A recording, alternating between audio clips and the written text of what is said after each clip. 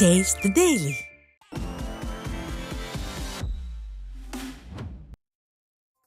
செங்கல்பட்டு மாவட்டம் கூடுவாஞ்சேரியில் காதலித்த பெண்ணை ஏமாற்றிய நபர் மீது நடவடிக்கை எடுக்க கோரி காவல் நிலையத்தில் உறவினர்கள் தர்ணா போராட்டத்தில் ஈடுபட்டனர்.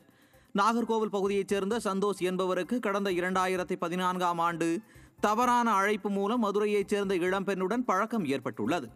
இதையடுத்து இருவரும் காதலித்து வந்த நிலையில் அப்பெண் இருமுறை கர்ப்பமாகி கருக்கலைப்பு செய்ததாக கூறப்படுகிறது. இந்நிலையில் சந்தோஷ் சாதியை காரணம் காட்டி பெண்ணை திருமணம் செய்ய மறுப்பு தெரிவித்துள்ளார். இது குறித்து சந்தோஷ் மீது அப்பெண் கூடுவாஞ்சேரி மகளிர் காவல் நிலையத்தில் புகார் அளித்த நிலையில் போலீசார் நடவடிக்கை எடுக்காமல் இருந்துள்ளனர். இதனால் ஆத்திரமடைந்த அப்பெண்ணின் உறவினர்கள் கூடுவாஞ்சேரி அனைத்து மகளிர் காவல் நிலையத்தின் முன்பு அமர்ந்து தர்ணா போராட்டத்தில் ஈடுபட்டனர். விடிய ஆட்சியில் சாதிய பாகுபாடு தலைவிரித்தாடுவதாக குற்றச்சாட்டு எழுந்துள்ளது. திண்டுக்கல் மாவட்டம் பழனியில் தக்காளிக்கு உரிய விலை கிடைக்காததால் தக்காளியை விவசாயிகள் குப்பையில் கொட்டினர். பழனியில் செயல்பட்டு வரும் தக்காளி மார்க்கெட்டிற்கு தினமும் விவசாயிகள் தக்காளி பழங்களை விற்பனைக்காக கொண்டு வருவது வழக்கம்.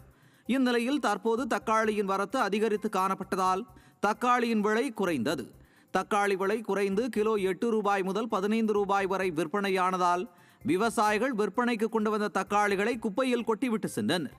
இந்த தக்காளிகளை தெருக்களில் சுற்றித் திரியும் மாடுகள் சாப்பிடும் அவல நிலை ஏற்பட்டது.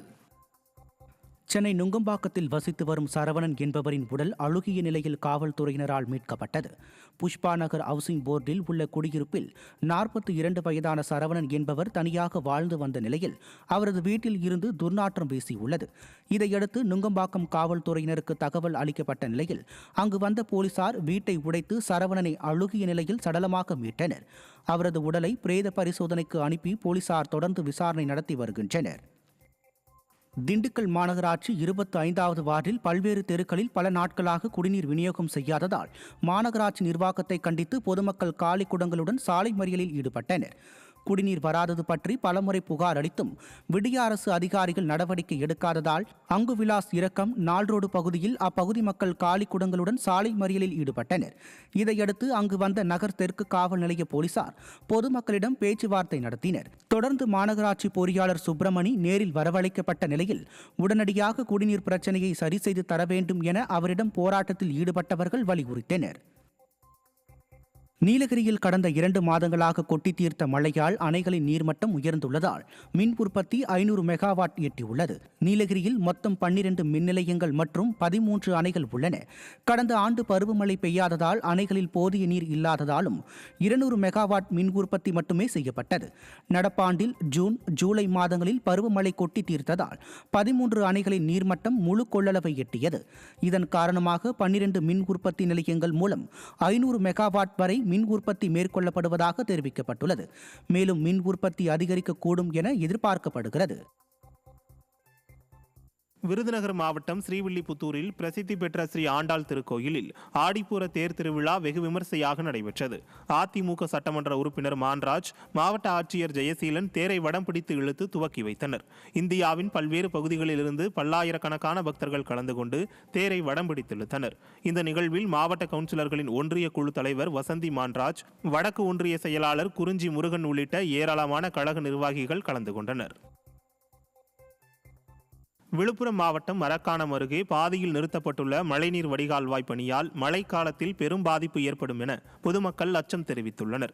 மரக்காணம் சாலையை 4 வழிச்சாலையாக மாற்றி அமைப்பதால் சாலையின் இருபுறங்களிலும் மழைநீர் வடிகால்வாய் அமைக்கும் பணி நடைபெற்று வருகிறது. இந்த பணியானது மரக்காணம் அடுத்த பிலாரிமேடு பகுதியில் நிறுத்தப்பட்டுள்ளதால் கடந்த ஆண்டு மழைக்காலத்தின் போது பிலாரிமேடு கிராமமே வெள்ளத்தில் சிக்கி தவித்தது. இந்த ஆண்டு பருவமழை தொடங்க உள்ள நிலையில் வடிகால் கால்வாயை பிலாரிமேடு கிராமத்திலிருந்து 300 மீட்டர் தூரத்திற்காவது தொடர்ந்து செயல்படுத்த வேண்டும் என அந்த பகுதி மக்கள் கோரிக்கை விடுத்துள்ளனர்.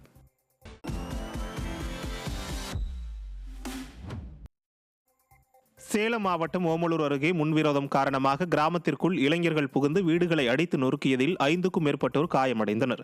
ஓமலூர் அருகே உள்ள குதிரைக்குத்திப்பள்ளம் காலனியைச் சேர்ந்த சில இளைஞர்கள் கஞ்சநாயக்கன்பட்டி காலனி பகுதியில் நடைபெற்ற திருவிழாவிற்கு சென்றுள்ளனர்.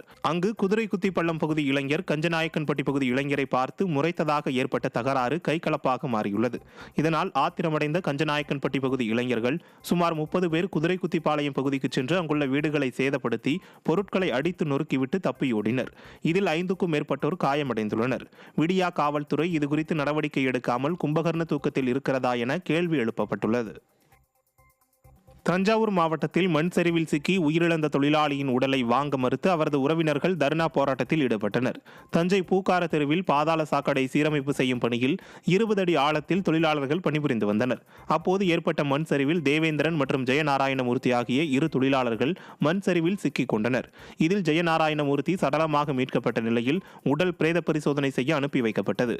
இந்த நிலையில் உயிரிழந்த ஜெயநாராயணமூர்த்திக்கு விடிய அரசு 30 லட்சம் ரூபாய் நிவாரணம் அறிவித்திட வேண்டும் எனவும் குடும்பத்தில் ஒருவருக்கு அரசு வேலை வழங்கிட வேண்டும் எனவும் வலியுறுத்தி அவரது உறவினர்கள் தொடர் மழையிலும் தர்ணா போராட்டத்தில் ஈடுபட்டனர்.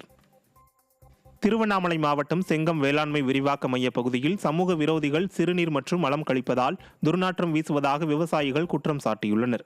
செங்கம் ஒருங்கிணைந்த வேளாண்மை விரிவாக்கம் முறையான பராமரிப்பின்றி முட்புதர்கள் மண்டி கிடப்பதாக விவசாயிகள் குற்றம் சாட்டியுள்ளனர்.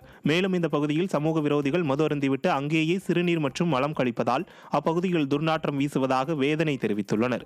இதுகுறித்து வேளாண்மை உதவி இயக்குநர் கண்டும் காணாமல் இருப்பதாக விவசாயிகள் குற்றம் சாட்டியுள்ளனர். எனவே இதுகுறித்து விடியா திமுக அரசு உரிய நடவடிக்கை எடுக்க வேண்டும் என விவசாயிகள் வலியுறுத்தியுள்ளனர். திருவாரூர் மாவட்டம் திருத்துறைப்பூண்டி அருகே விடியா திமுக அரசு நிதி வழங்காததால் சொந்த செலவில் ஆறுகளை விவசாயிகள் தூர்வாரினர். திருத்துறைப்பூண்டி அருகே ஒவ்வொரு கிராமத்தில் வடிகால் வாய்க்கால் சில ஆண்டுகளாக தூர்வாரப்படாமல் இருந்தது. இந்த நிலையில் இந்த வாய்க்காலில் சுமார் 5 கிலோமீட்டர் தூரம் வரை வாய்க்கால் தூர்வாராமல் செடி கொடிகள் மண்டி கிடப்பதாக பகுதி விவசாயிகள் குற்றம் சாட்டினர். இதனால் மழைக்காலங்களில் தண்ணீர் புகுந்து பயிர்கள் சேதமடைந்து வருவதாக வேதனை தெரிவித்தனர். இந்த நிலையில் கிராம மக்களிடம் 90,000 ரூபாய் வசூல் செய்து அப்பகுதி விவசாயிகள் வடிகால் வாய்க்காலை தூர்வாரினர். விவசாயிகள் மீது அக்கறை இல்லாத அரசு விடியா திமுக அரசு என குற்றம் சாட்டப்பட்டுள்ளது.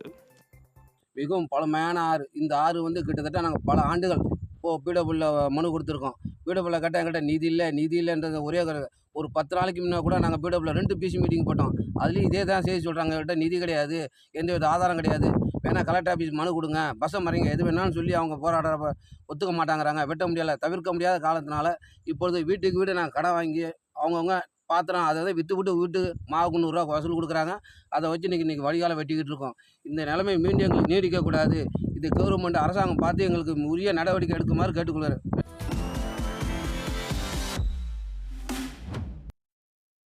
மதுரையில் விடியா அரசின் அமைச்சர்கள் திறந்து வைத்த அரசு ஆரம்ப சுகாதார நிலையத்திற்கு செல்லும் நடைபாதை சேரும் சகதியுமாகவும் குண்டும் குழியுமாக இருப்பதால் பொதுமக்கள் அதிருப்தி அடைந்துள்ளனர். கள்ளந்திரியில் புதிதாக கட்டப்பட்ட ஆரம்ப சுகாதார நிலையத்தை விடியா அரசின் அமைச்சர்கள் மா சுப்பிரமணியன் மற்றும் மூர்த்தி ஆகியோர் திறந்து வைத்தனர். இந்த நிலையில் திறப்பு விழாவிற்கு வருகை தந்தவர்கள் மருத்துவமனையின் நடைபாதை சேரும் சகதியுமாகவும் குண்டும் குழியுமாகவும் இருப்பதை பார்த்து அதிர்ச்சி அடைந்தனர். மக்கள் அமரக்கூடிய பந்தலை முறையாக போடாததால் மக்கள் மழையில் நனைந்து உடல் பாதிப்பு ஏற்படும் நிலை உருவாகியது. செங்குன்றம் அடுத்த சோழவரம் மாதரம்பேடு பெருமாள் கோயில் தெருவைச் சேர்ந்த முருகன் என்பவர் இருசக்கர வாகனத்தில் நண்பரை சந்திக்க பெட்ரோல் பங்கில் நின்றுள்ளார். அப்போது அங்கே குடிபோதையில் ஆட்டோவில் வந்த பழனி என்பவர் முருகனிடம் வாக்குவாதத்தில் ஈடுபட்டதோடு கைகளால் முருகனை தாக்கி பற்களால் கைகளில் பல இடங்களில் கடித்துள்ளார். பின்னர் வலியால் துடித்த அவரை ரோந்து பணியில் இருந்த காவலர்கள் மீட்டு மருத்துவமனைக்கு அனுப்பி வைத்தனர். இந்த சம்பவம் குறித்து புழல் காவல் நிலைய ஆய்வாளர் பழனியை கைது செய்து ஆட்டோவையும் பறிமுதல் செய்து நீதிமன்றத்தில் ஆஜர்படுத்தி சிறையில் அடைத்துள்ளனர். கோயம்புத்தூர் மாவட்டம் பெரியநாயக்கன்பாளையம் பத்திரப்பதிவு அலுவலகத்தில் நடத்தப்பட்ட திடீர் சோதனையில் கணக்கில் வராத 2,80,000 ரூபாய் கைப்பற்றப்பட்டது. பத்திரப்பதிவுக்காக பொதுமக்களிடமிருந்து அதிக அளவில் லஞ்சம் பெறுவதாக வந்த புகாரை அடுத்து புதன்கிழமை இரவு 8 மணி அளவில் லஞ்ச ஒழிப்புத்துறை காவல்துறையினர் சோதனை மேற்கொண்டனர். விடிய நடைபெற்ற சோதனையில் கணக்கில் வராத 2,80,000 ரூபாய் பணமானது சார்பதிவாளர் அருணாவின் காரில் இருந்து கைப்பற்றப்பட்டது. விடியா திமுக ஆட்சியில் அரசு அதிகாரிகள் லஞ்சம் பெறாமல் வேலையே செய்வதில்லை என மக்கள் குற்றம் சாட்டினர். திருப்பத்தூர் கள்ளக்குறிச்சியில் மதுபோதையில் அரசு பேருந்தை இயக்க முயன்ற ஓட்டுநரை கண்டித்து பயணிகள் வாக்குவாதத்தில் ஈடுபட்ட நிலையில் அந்த ஓட்டுநர் தகாத வார்த்தைகளால் பயணிகளை திட்டியதால் பெரும் பரபரப்பு ஏற்பட்டது. கள்ளக்குறிச்சி பேருந்து நிலையத்திலிருந்து ஓட்டுநர் ஒருவர் மதுபோதையில் பேருந்தை இயக்க முயன்றதாக கூறப்படுகிறது. அப்போது பயணி ஒருவர் மதுபோதையில் பேருந்தை இயக்காதே என கூறிய நிலையில் அதற்கு அந்த ஓட்டுநர் நீ வாங்கி கொடுத்துதான் நான் போதை போட்டேனா என வாக்குவாதத்தில் ஈடுபட்டதோடு தகாத வார்த்தைகளால் பயணிகளை திட்டினார். அரசு பேருந்து ஓட்டுநர் மதுபோதையில் தள்ளாடிய சம்பவம் விடிய ஆட்சியில் தமிழகம் எப்படி போதையில் தள்ளாடுகிறது என்பதை வெளிச்சம் போட்டு காட்டியிருக்கிறது.